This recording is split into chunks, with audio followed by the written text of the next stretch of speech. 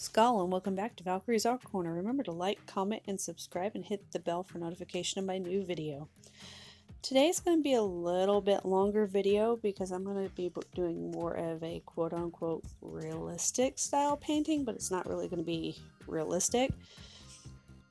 And it is going to be a picture of Stand of Many Moons from the South Park Phone Destroyer.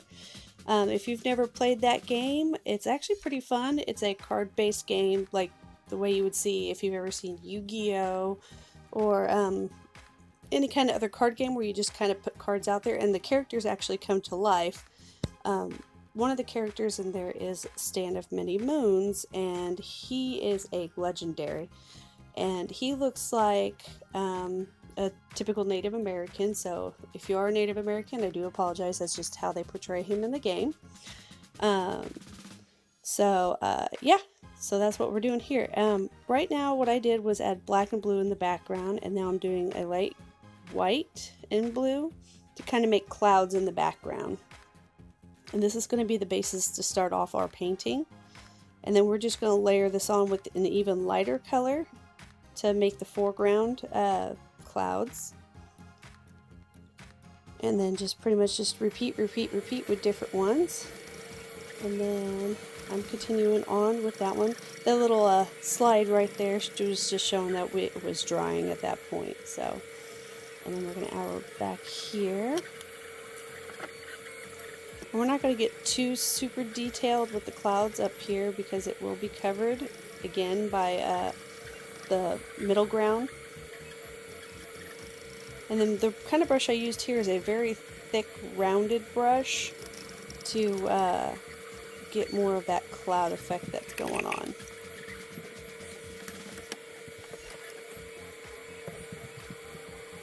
And then I started to just do dots just for the stars, so I just used my splatter effect for the stars, and then whatever got into the clouds I smoothed out to make them look part of the clouds. And then now we're going to add a moon up here, and it did kind of mix in with the blue in the background a little bit because the blue was still a little bit wet, but that's okay. What we want to do is kind of have a blue hue underneath it anyway, and then we let that dry and added white on top to give it more of that pop. And then once we get this on, we're going to add like a silhouette on the outside of the moon, just to kind of give it that glow like it's bouncing off the light, the clouds. And then we're going to put bright white around the edges of it to make it pop a little bit more when we start adding that like blackish gray. It's actually mixed it with blue too, bluish gray in there to kind of give the craters to the moon. And if it seems like to blend in too much, you can always go back in with your white and kind of break up that gray. And now we're going to do the mountains. So I mixed a little bit of the blue-black in with the brown to make the mountains in the background. And these ones you want to do a little bit of kind of like a wet technique because you don't want them like foggy or whatever, just like what you would do with like a dry on dry technique. So you'll want to just kind of do long strokes and everything like that. And then here is kind of like the desert. So I added in some darker brown to kind of shadow out on certain parts. So if it seems like it's coming off too dark for you, you can always go back with that lighter whitish brown. And then now I'm adding in like a bluish brown back here to kind of reflect what the sky is doing. And then now I'm going to add, while it's still kind of wet, mix it in some white for the highlight, because since it is close to, well, it is nighttime there, the moon's light will reflect off the snow on the mountains. So you'll kind of just want to decorate it how you would think it would look like in the moonlight and everything like that. A really good artist to check into, unfortunately he's no longer living, but he was a favorite of mine when I was younger to sit and watch, is Bob Ross. He's fantastic with mountains, so I suggest checking out replays of his episodes that he used to have on TV. And then on this foreground right here, we are again doing like a wet on wet and adding in a foreground mountain. And then we just kind of gradually want to just build it on, build it on, and build it on. And then now we're adding in some black brown to kind of get some shading in. And just kind of darkening around where we would noticeably see some shadow.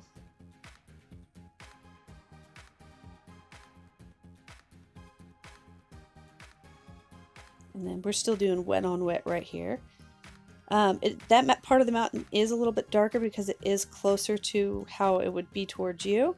And then we're just adding in the highlights on top of the rocks and just progressively getting lighter because that's where the light would be reflected. Now I just took a blow dryer on that to dry it up so we could start on the actual stand of many moons. So what I'm doing is doing my basic shapes: circle for the head, oval for the torso, legs, and arms, and then just kind of just plotting out where everything's going to go. I did make his head a little bit too big, but fortunately it's easy to erase, or it's easy to cover up with paint, so that way I could just go back into it. And now we're going to do more of like a finer detail, and then just kind of outline him into his pose. And we're going to be having more of like he's getting ready to jump at you kind of pose. So he is balanced on the side of that mountain. Now the Stand of Many Moons in the game actually portrays him as like the South Park character. But we're doing more of like an actual proportionate human rather than the cartoony version of him. So just continue to detail, detail, detail. And we are going to work with a little bit darker colors. Again, like I said, this is set more at like a nighttime kind of setting.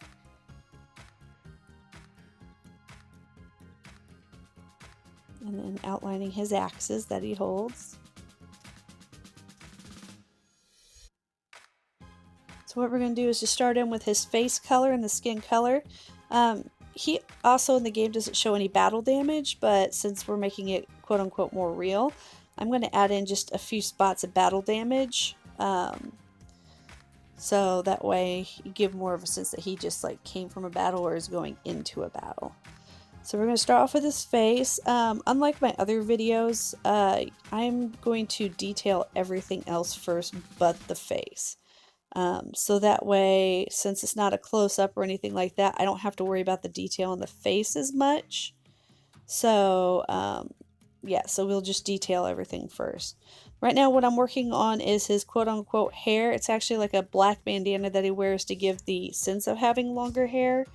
What you would see a lot of Native American people have in older photos. I don't necessarily know now, but in older photos where they would just have really long hair. And then putting the red rim around his hat to still give him that Stan Marsh look. And then we're adding in blue.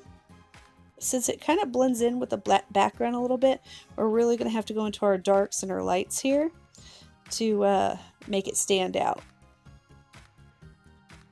So I'm just kind of going back into the red with a little bit of like mixed red and mixed white with black as well to kind of shadow.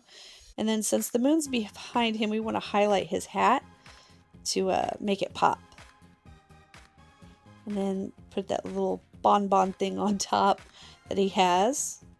So we're trying to stay as true to the character as we can. But like I said, just modifying it. And then he wears like a brown jacket.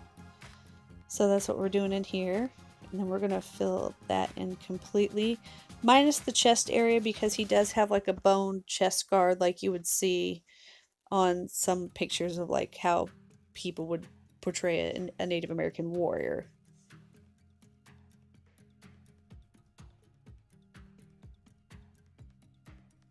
And then we're just going to go around and do that, outline where the battle wounds are.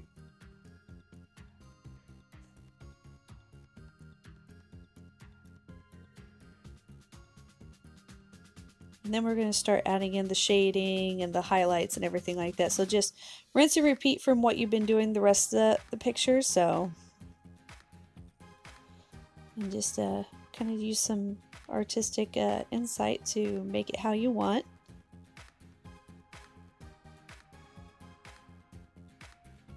Make sure to add the wrinkles in his clothes.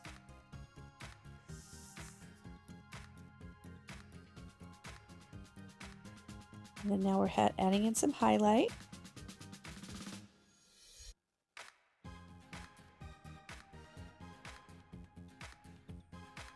And then I will be going back in and touching up certain areas and everything like that to kind of fix errors or anything like that that I did. And then right now he wears red gloves in the game, or in the game and in the show as well. And so we're doing those, but like in a holding position for the axes.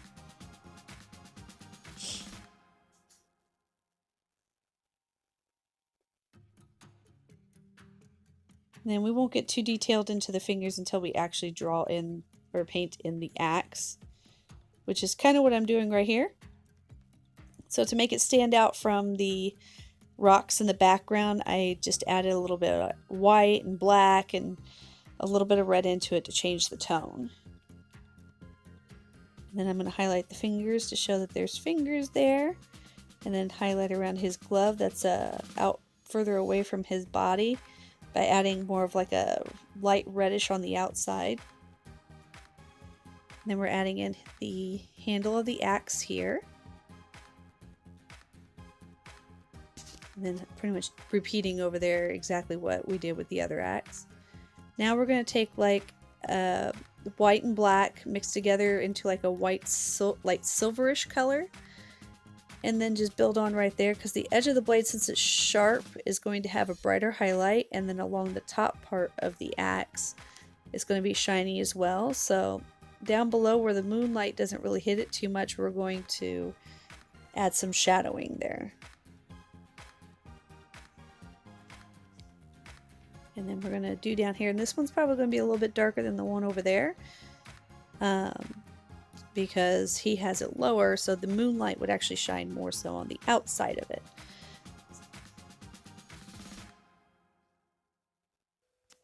So at that point, like that transition there, we had to let it dry a little bit because it was getting kind of flopsy.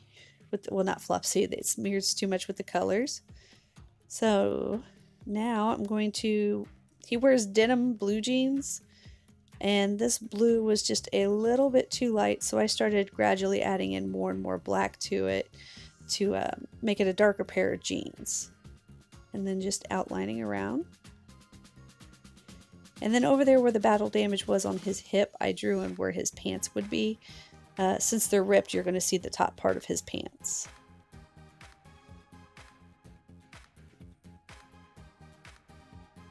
And since the fronts of his legs are actually facing away from the moon, his pants are going to typically be darker up in the front. So that's exactly what we're doing here.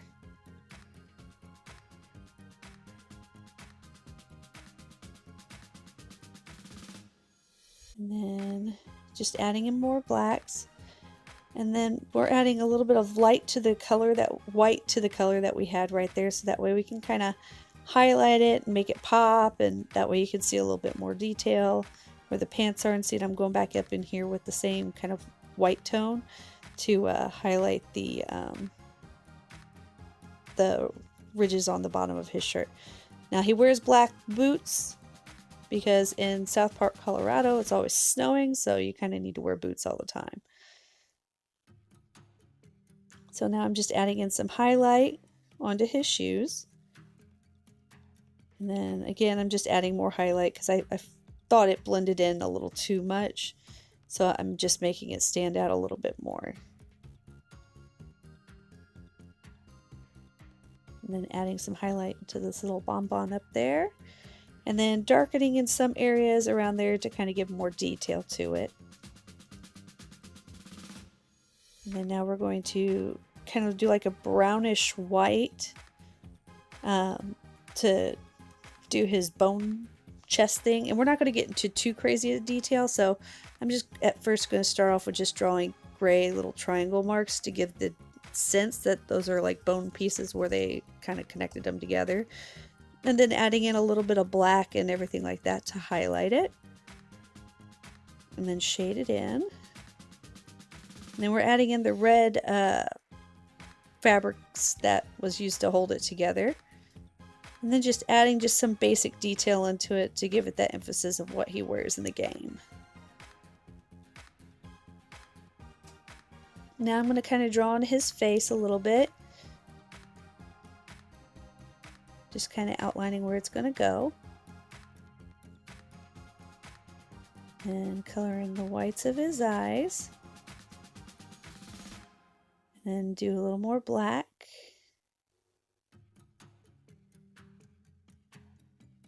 Now I made the mistake of trying to outline where his eyelashes were with a wet paintbrush, so I'm having to go back in there multiple times to dry it off and everything like that. So yeah. So you just continue to highlight everywhere, like where the face is and the nose, and put shadows where they're supposed to be. And now that I kind of let that dry a little bit, I added more black for his eyelashes, and then kind of put some watered down black around his elbows and stuff like that to give him more of an opaque. And I'm using my blow dryer right there because it just was not drying fast enough for me. So I just went back in there and just touched everything up. And now I'm adding the shadow on the rocks where he's standing, so that way you can see. And now I'm going to go back in here and finish up on his eyes.